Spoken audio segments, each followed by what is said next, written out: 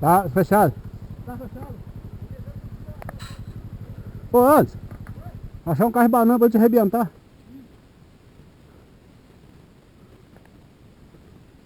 Será que acha? Você entendeu, Anderson? Entendeu o que ele falou?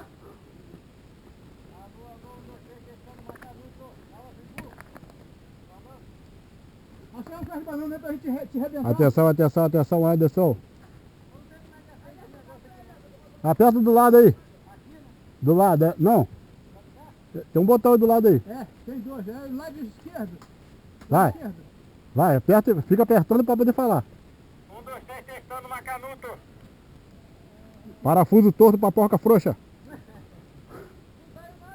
Não, esse aí não sai, esse aí só fala. Você só fala Marcelo Russo que ele obedece. Perdeu a graça, perdeu a graça.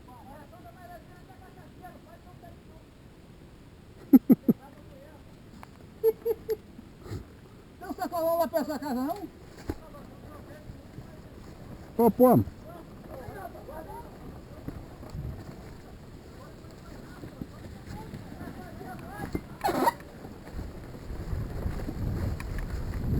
Quem que o senhor tá bravo com você, Bé?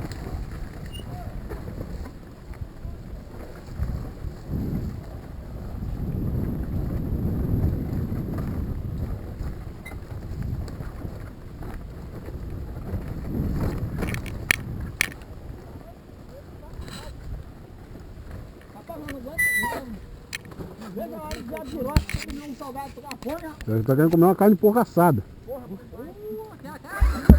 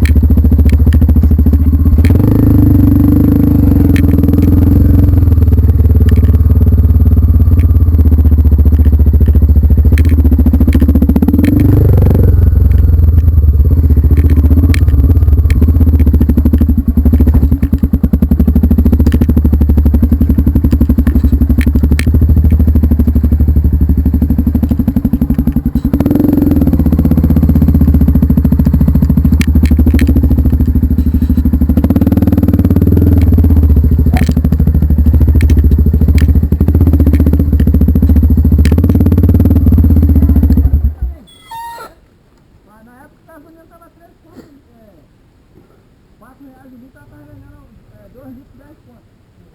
Não tá na merda? Não, é.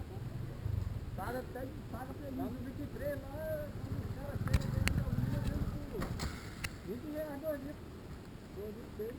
Vou pôr. É, porque eu venho em cachoeira direto, aí eu levo 33, chego lá dentro do seu, tá indo ao outro. Ah, o bebê aqui. É, leva pra cachoeira. Mangueirinho ali. Vai, vem.